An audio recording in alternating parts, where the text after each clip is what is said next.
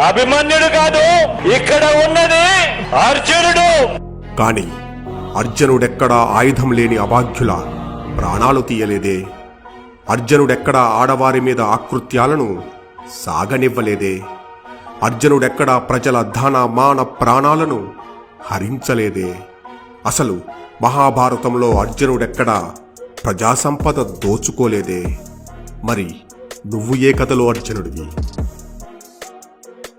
పాలనా లోపాలను అడిగిన వాళ్లను మట్టుబెట్టిన నువ్వు, నీ పాలనలో ప్రాణాలు పోగొట్టుకున్న అభాగ్యుల కుటుంబాలకు చిరునవ్వుతో నష్టపరిహారం అందజేసిన నువ్వు, బండబూతులతో ప్రజాప్రతినిధి అని చెప్పడానికే సిగ్గుపడే మందను తయారు చేసుకున్న నువ్వు, రాజకీయ ప్రత్యర్థుల మీద దాడుల్ని ప్రోత్సహించే నువ్వు, 100 కోట్లతో అన్ని ప్రధాన నగరాల్లో ప్యాలెస్లు కట్టిన నువ్వు, ప్రజల్ని నీ మద్యం మత్తులో ముంచిన నువ్వు, నీ బులుగు మీడియాతో ఫేక్ వార్తలతో ఒక్క అవకాశమని అడుక్కొని రాష్ట్రాన్ని 15 ఏళ్లు వెనక్కి తీసుకెళ్లి పన్నులతో ప్రజల నడ్డి విరిచి ఆస్తులు తాకట్టు పెట్టి అప్పులతో రాష్ట్రాన్ని చిప్పపట్టించిన నువ్వు ఎన్ని పేర్లు చెప్పుకున్నా నీకంటూ మిగిలిన నీదైన పేరు మాత్రం గుర్తుందిగా. సైకో పోవాలి.